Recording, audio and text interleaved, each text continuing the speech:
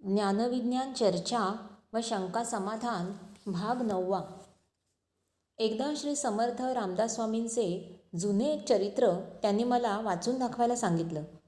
इतर चरित्राबरोबरच चमत्कार सदृश्य अशा अनेक गोष्टी होत्या. त्यामध्ये एक गोष्ट अशी होती की एक मुसलमान अंमलदार त्यांना ढोंगी समजून शिक्षा करण्याच्या तयारीत होता. म्हणाला, उगाच देवाच्या नावावर भीक मागून लोकांना फसवतोस. तू जे देव म्हणतोस तो तुला भेटलाय का? रामदास म्हणाले, हो. त्यावर तो अंमलदार म्हणाला, मला दाखवशील? त्यावर समर्थ म्हणाले, हो, मी जाईन तसा माझ्याबरोबर चल. नंतर दोघेही निघाले. किल्ल्याच्या तटाला बंदुकीने मारा करण्यासाठी लहान लहान झरोके ठेवले होते. एका झरोक्यातून चटकन रामदास तटापलीकडे गेले आणि त्या अधिकाऱ्याला म्हणाले, लवकर ये, इथे देव तुझी वाट पाहत उभा आहे.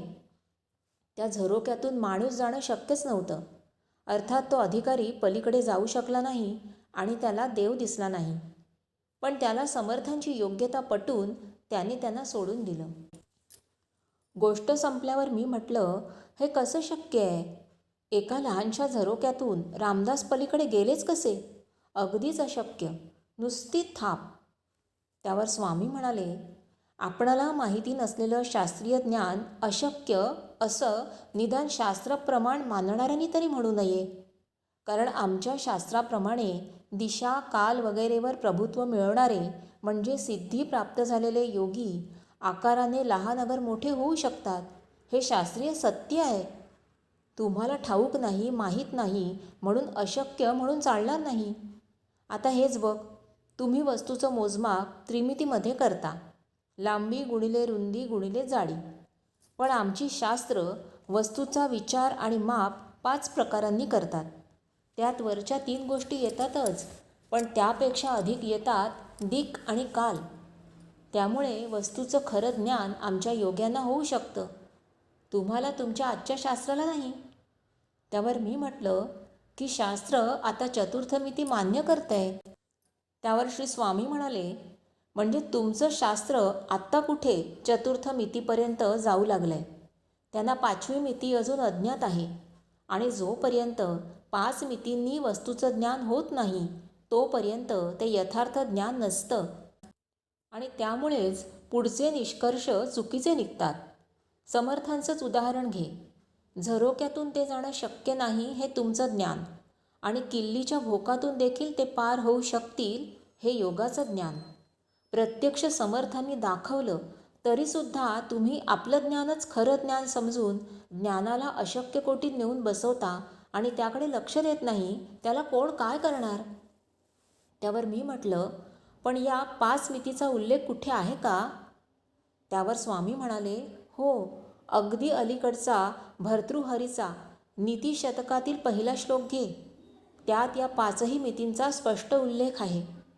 निसर्ग नियमानुसार शास्त्राप्रमाणे घडणाऱ्या गोष्टी आपणाला त्यांचा कार्यकारण भाव माहीत नसतो म्हणून चमत्कार वाटतात आणि चमत्कार म्हणजे फसवणूक असं तुम्ही मानता म्हणून हा घोटाळा होतो.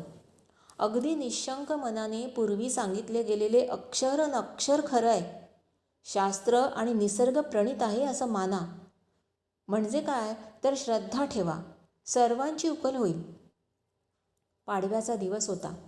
नवीन पंचांगावरील गणपतीची पूजा करून त्यांनी मला वर्षफल आणि त्याचं भाषांतर वाचायला सांगितलं. त्याप्रमाणे मी सर्व वाचून दाखवलं.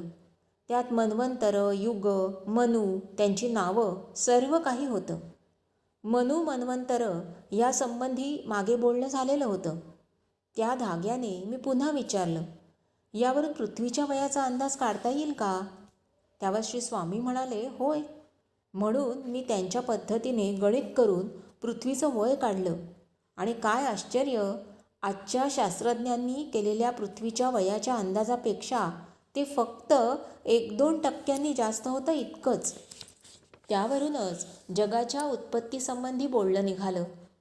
त्यावर नुसतं अवकाश, मग तेजोगोल, नंतर पाणी आणि शेवटी जड पृथ्वी घडली, याला ब्रह्मविद्या म्हणतात वगैरे स्वामी सांगत होते.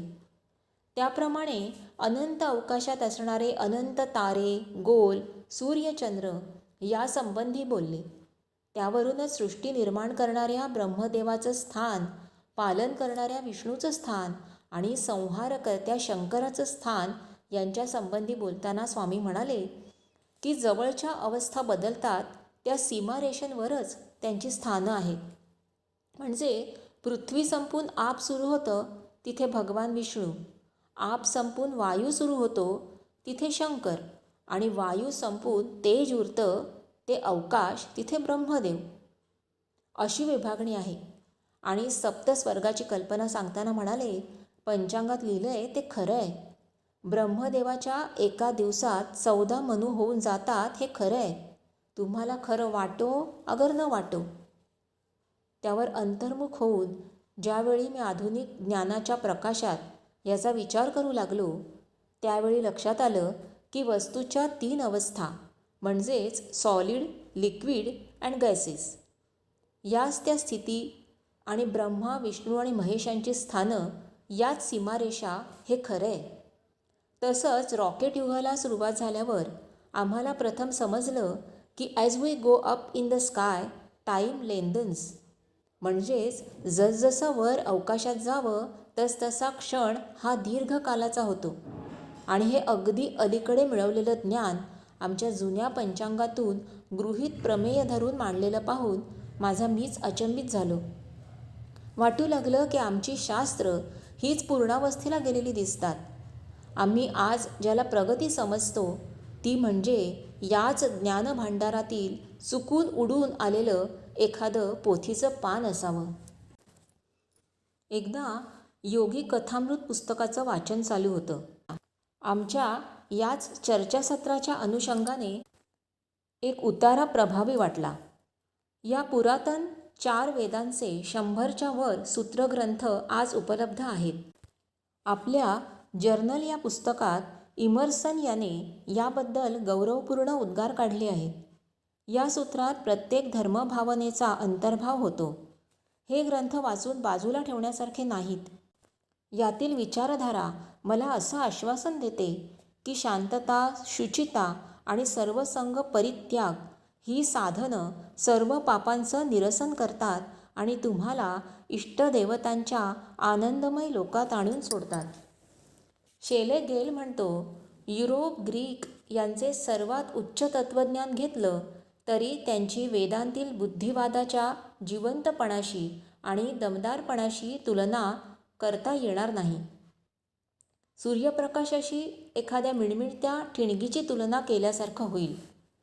असे अनेक पाश्चिमात्य लेखकांचे उतारे वाचले म्हणजे आपण केवढी मोठी चूक करत आहोत याची जाणीव होऊ लागते. कुठेतरी खंत वाटते. आमचे वेद म्हणून ज्यांना आम्ही मान देतो त्यांचे मोठेपण आज आम्हाला इतरांनी समजावून देण्याची वेळ यावी का? आणि वेद मोठे आहेत हे इतरांनी सांगितल्याशिवाय आम्हाला पटू नये का?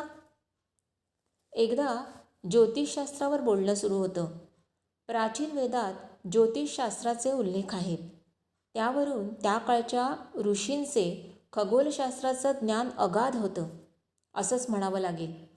कौशितकी ब्राह्मणमध्ये काही निश्चित स्वरूपाचे ज्योतिषशास्त्रविषयक उतारे आले आहेत.